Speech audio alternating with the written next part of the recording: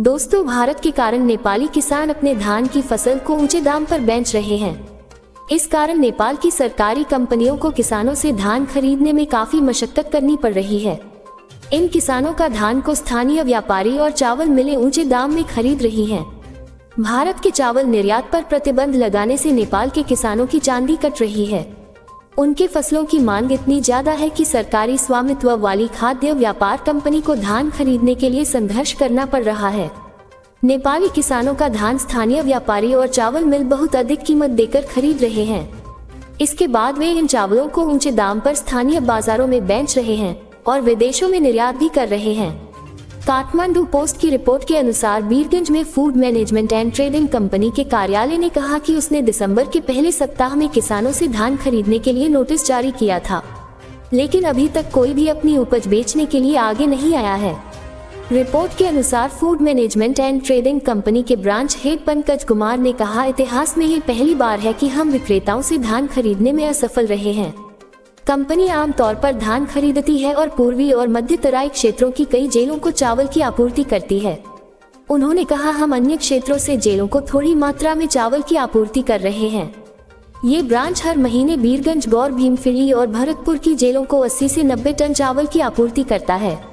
उनके अनुसार उनके पास हर महीने बीरगंज जेल को 35 टन, भीमफिली जेल को 20 टन, गौर जेल को 95 टन और भरतपुर जेल को 25 टन चावल की आपूर्ति करने का अनुबंध है। ब्रांच हेड पंकज कुमार ने कहा, मध्य प्रांत के लहान, जनकपुर और बीरगंज स्थित तीनों कार्यालय चावल खरीदने में असमर्थ हैं। लहान शाखा ने थोड़ी मात्रा में चावल एकत्र किया, लेकिन जनकपुर और बीरगंज शाखाओं में खरीद असफल रही है। मध्य प्रांत की सभी शाखाओं में हमारे पास चावल का कोई स्टॉक नहीं है। कंपनी नेपालगंज, सुरखेत, विराटनगर, डांग, गोरखा, पोखरा, बिमलिंगा, भैरवा और धनगढ़ी में अपने कार्यालयों से भी धान खरीदती है। उन्होंने कहा कि चूंकि निजी क्षेत्र या चावल मिलों ने धान के लिए ऊंची कीमतों की पेशकश की है, इसलिए किसान कंपनी को अपनी उपज बेचने को तैयार नहीं है। व्यापारियों का कहना है कि भारत द्वारा चावल निर्यात पर प्रतिबंध के बाद चावल की सामान्य किस्म मंसूली की कीमत बढ़ गई है। पिछले वित्तीय वर्ष में कार्यालय ने मंसूली धान 31.28 रुपये प्रति किलो की दर से खरीदा था। इस वित्तीय वर्ष में किसानों को प्रति किलोग्राम 2.34 रुपये अतिरिक्त की पेशकश की गई थी। नेपाल की संघीय सरकार ने इस वर्ष की फसल के लिए मंसूली धान का न्यूनतम समर्थन मूल्य 33.62 रुपये प्रति किलोग्राम निर्धारित किया है। स्थानीय क्रय समिति ने इस वित्तीय वर्ष में जीरा मंसूली धान की कीमत 35 रुपये प्रति किलोग्राम निर्धारित की है। नेपाली चावल आयातकों का कहना है कि भारत सरकार ने गैर बासमती चावल के निर्यात पर प्रतिबंध लगाने के बाद नेपाल को 95,000 टन चावल का कोटा दिया है, लेकिन अनुमति के साथ साथ कई प्रतिबंधात्मक उपाय भी लगाए हैं। 20 जुलाई को व्यापक निर्यात प्रतिबंध के बाद 18 अक्टूबर को भारत सरकार ने नेपाल को 95,000 टन गैर बासमती सफेद चावल के निर्यात की अनुमति दी थी।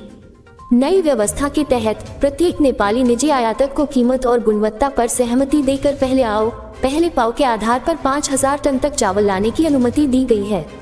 हालांकि नेपाली व्यापारियों का कहना है कि भारत ने निर्यात कोटा के साथ साथ 20% निर्यात शुल्क भी लगा दिया है, जिससे नेपाल में चावल महंगा हो गया है।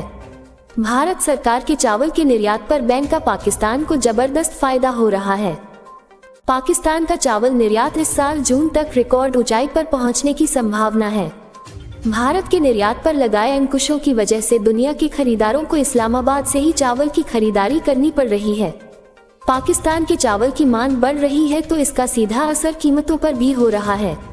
इसका नतीजा ये निकला है कि पाकिस्तान को चावल का बीते 16 साल का सबसे ज्यादा दाम मिल रहा है। भारत विश्व में चावल का सबसे बड़े निर्यातक देश है। भारत सरकार ने बीते साल अपने यहाँ से चावल निर्यात पर रोक लगा दी है। विश्व के चावल कारोबार में 40% हिस्सेदारी रखने वाले भारत ने बीते वर्ष अप्रत्याशित कदम उठाते हुए गैर बासमती चावल के निर्यात पर प्रतिबंध लगाने के अलावा परमल चावल के निर्यात पर शुल्क लगा दिया था। इसका फायदा पाकिस्तान को हो रहा है और उसे घटते विदेशी मुद्रा भंडार में भी राहत मिली है।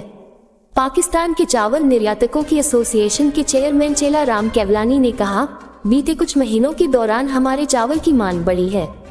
इसका बड़ा कारण भारत का निर्यात पर रोक लगाना है। हमें लगता है कि पाकिस्तान का निर्यात साल 2023-24 में 50 लाख टन तक पहुंच सकता है, जो पिछले साल के 3.7 मिलियन टन से काफी ज्यादा है। वहीं पाकिस्तान के कुछ उद्योग अधिकारी इस साल उत्पादन में पर्याप्त सुधार को देखते हुए निर्यात 5.2 मिलियन टन तक पहुंचने की बात कह रहे हैं। उच्च उत्पादन और ऊंची वैश्विक कीमतें पाकिस्तान को तीव्र गति से निर्यात करने की अनुमति दे रही हैं। दिसंबर में ही पाकिस्तान ने करीब 7 लाख टन चावल निर्यात किया। कराची के इंस्टीट्यूट ऑफ बिजनेस एडमिनिस्ट्रेशन में प्रोफेसर आदिल नखोदा का कहना है कि पाकिस्तान को इस साल चावल निर्यात से $3 अरब से अधिक की आय हो सकती है, जो पिछले साल की $2.1 अरब काफी ज्यादा है। परंपरागत रूप से भारत पाकिस्तान की तुलना में कम कीमत पर गैर बासमती चावल की पेशकश करता है। इससे भारत की ओर खरीदार ज्यादा आते रहे हैं, लेकिन भारत के बाजार से बाहर होने के कारण खरीदार पाकिस्तान का रुख कर रहे हैं। इससे पाकिस्तान में चावल की ज्यादा पैदावार के बावजूद कीमतें धीरे धीरे बढ़ रही हैं। पाकिस्तान गैर बासमती चावल मुख्य रूप से इंडोनेशिया, सेनेगल, माली, आइवरी कोस्ट और केन्या को निर्यात कर रहा है और प्रीमियम बासमती चावल यूरोपीय संघ, कतर और सऊदी अरब को निर्यात करता है।